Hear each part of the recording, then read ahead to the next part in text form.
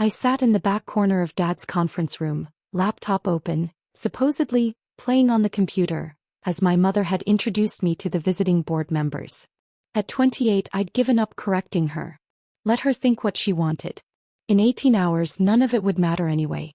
Elena wastes her time with websites, Dad explained to Mr. Harrison, the company's lead investor, with that apologetic smile I'd seen 1,000 times. We tried to get her into sales like her brother Marcus, but she prefers her little online projects. Marcus sat at Dad's right hand, freshly promoted to VP of sales despite being 2 years younger and having half my business experience. His suit probably cost more than most people's monthly rent, paid for by the salary Dad had tripled last quarter while telling me the family business couldn't afford to hire me. Someone has to be the black sheep, Marcus said with a practiced laugh. The board members chuckled politely. I smiled and typed an email to my legal team. The acquisition paperwork needed to be filed by 9 a.m. tomorrow. Everything was proceeding exactly as planned. Elena, honey, shouldn't you be looking for real employment? Mom asked, her voice dripping with concern that felt more like criticism. Your father worked so hard to build Carter Industries. Marcus is following in his footsteps. But you... She trailed off with a disappointed sigh that could win awards. Dad had started Carter Industries 30 years ago, a mid-sized manufacturing company that made industrial components. Decent company. Solid reputation. Revenue around $45 million annually. He was proud of it and Marcus was being groomed to take over. Meanwhile, I'd been building something else entirely. I'm actually doing fine, Mom, I said quietly, not looking up from my screen. Fine isn't successful, Dad interjected. Fine is what people say when they're struggling. When I was your age, I already had 3 major contracts and 12 employees. Elena has always been different, Marcus added, his tone suggesting different meant defective. She never wanted to learn the real business. Preferred hiding behind a computer screen. What they didn't know, what they'd never bothered to ask about, was that 6 years ago I'd founded Apex Digital Solutions with 2 MIT classmates. We'd started in my apartment, building enterprise software for supply chain management. Our first client paid us $50,000. Our second paid $200,000. Last year, Apex Digital Solutions cleared $380 million in revenue. This year we were projecting $520 million. And tomorrow morning we were acquiring Carter Industries for $62 million. A generous offer considering Dad's company was actually worth closer to $48 million. I'd insisted on the premium. He was still my father after all. Mr. Carter, Mr. Harrison was saying, about the offer from Apex Digital. Ridiculous lowball, Dad interrupted. Some tech company thinks they can steal 30 years of my work? Marcus and I have been discussing it. We're rejecting their offer. I stopped typing. This was news. Dad, Marcus said, leaning forward with that aggressive confidence he'd inherited from our father, I've actually been looking into Apex. They're nobodies. Some startup trying to punch above their weight. Their CEO is probably some kid in a hoodie who got lucky with venture capital. The offer is actually quite generous, Mr. Harrison said carefully. Apex Digital Solutions is one of the most respected. We're not interested in being absorbed by some flash-in-the-pan tech company, Dad said firmly. Carter Industries is a family legacy. It'll stay in the family.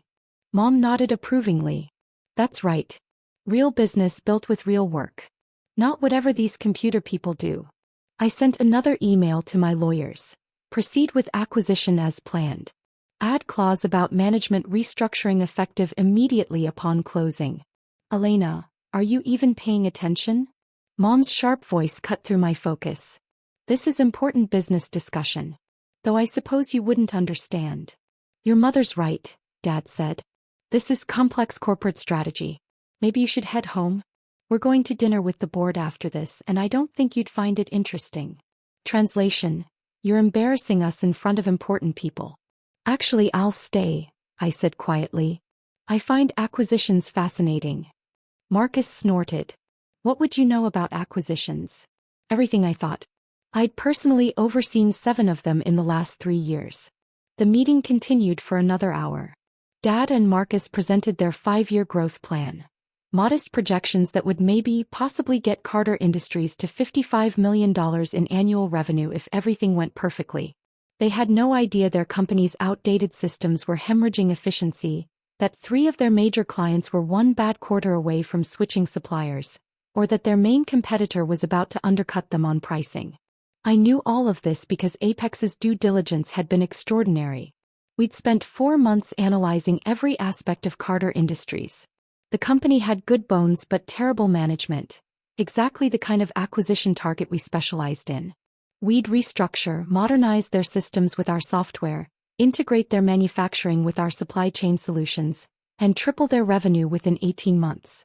We'd done it successfully 12 times before. "Well, gentlemen," Dad finally said, standing to signal the meeting's end. "Thank you for your continued support. Tomorrow we'll formally reject Apex's insulting offer and move forward with the Carter family vision." The board members exchanged glances I couldn't quite read. "Elena, don't forget Sunday dinner," Mom said as everyone gathered their belongings. "And please try to dress professionally. Last time you showed up in jeans like some teenager. Marcus always looks so put together." "I'll remember," I said. I wouldn't be at Sunday dinner. I'd be in the Carter Industries conference room with my executive team, beginning the transition. The next morning at 9:03 a.m. my phone rang. "Elena, something's happened." His voice was strained, confused. "That tech company Apex, apparently the acquisition went through? But that's impossible.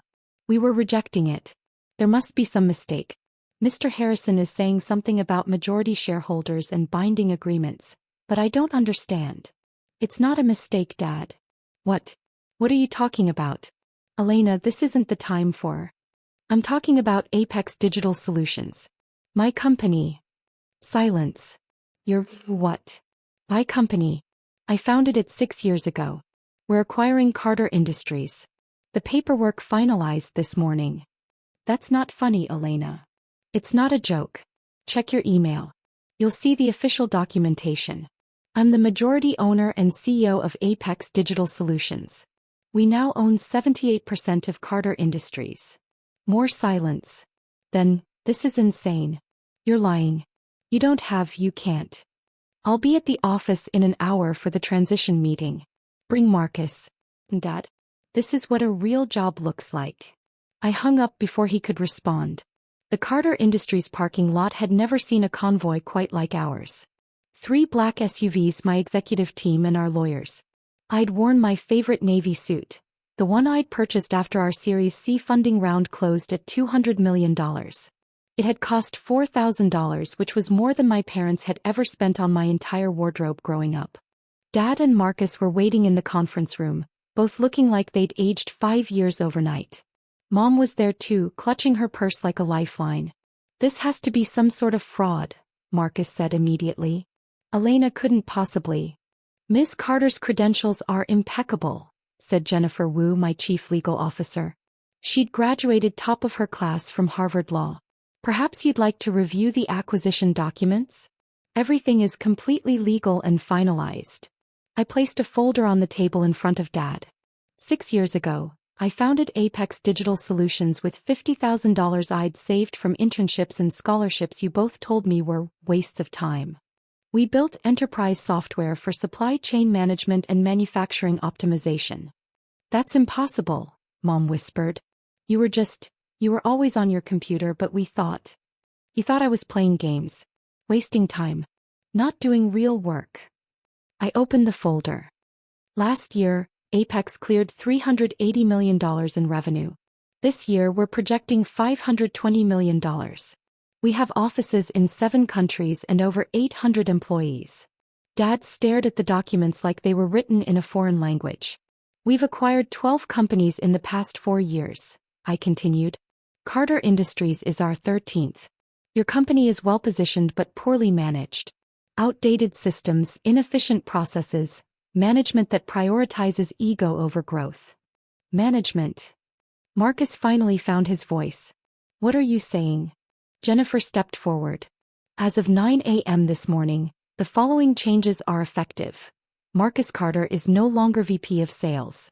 Robert Carter remains as a consultant, not CEO, for a 6-month transition period at a significantly reduced salary. All major decisions now require approval from Apex Digital Solutions leadership. You can't do this. Marcus shouted. Dad built this company. And he ran it into the ground, I said quietly. You're $8 million in debt that you've been hiding from the board. 3 major clients are preparing to leave. Your production costs are 37% higher than industry standard because you refuse to modernize. Another 2 years of your family vision, and Carter Industries would be bankrupt. Dad's face had gone gray. How do you know about the debt? Due diligence. We're very thorough. This is betrayal, Mom said, her voice shaking. We're your family. You're right. You're my family. That's why I offered $62 million for a company worth $48 million. That's why Dad gets to stay on as a consultant instead of being fired immediately. That's why Marcus gets 6 months of severance instead of nothing. I looked at each of them.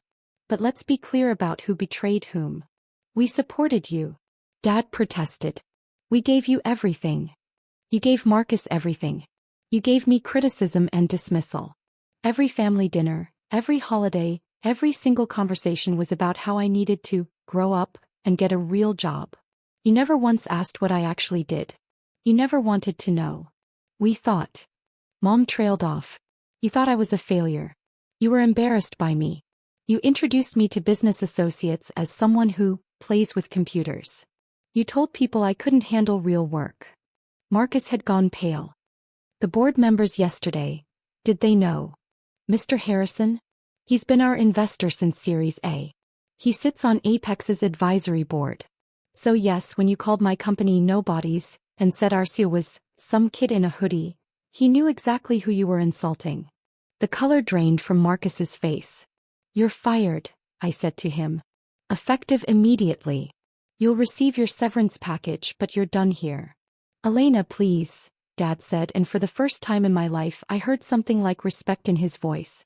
We made mistakes. We didn't understand. But don't destroy what I built because of that. I'm not destroying anything. I'm saving it. Carter Industries will be profitable within 6 months. Revenue will double within 2 years. Your employees, who you've been underpaying while giving Marcus a $340,000 salary, will receive proper compensation and benefits. I stood up. My team followed. Dad, you'll report to Michael Torres, our Director of Manufacturing Integration. He'll be here Monday to begin the transition. Marcus, security will escort you out. Mom, you're not an employee, so this doesn't affect you, but I won't be at Sunday dinners anymore. I'm done pretending to be your disappointment. Elena, wait, Mom started. For 6 years I built something extraordinary. I created jobs, generated wealth, and changed an industry. And for 6 years, you told me to get a real job like Dad. I picked up my bag. Well, now I'm Dad's boss. I guess that's about as real as it gets. 3 months later, Carter Industries' quarterly report showed a 22% increase in efficiency and a $4 million profit, the first profit in 18 months. Dad had quietly accepted his consultant role. Marcus had taken a sales position at a competitor for a third of his previous salary. Mom called once a week. I didn't answer. The industry publication Manufacturing Today ran a feature story, How Apex Digital Solutions Turned Around a Legacy Company in 90 Days. There was a photo of me standing in the Carter Industries facility, surrounded by happy employees whose wages had just increased by an average of 18%. Dad texted me the article with just 2 words. I'm sorry. I read it twice, then deleted it. Some apologies come too late. Some bridges burn so thoroughly that the ashes can't be rebuilt. I'd spent 28 years being invisible to my family, dismissed and belittled while they celebrated mediocrity and nepotism. Now they knew exactly who I was. And knowing didn't change anything at all.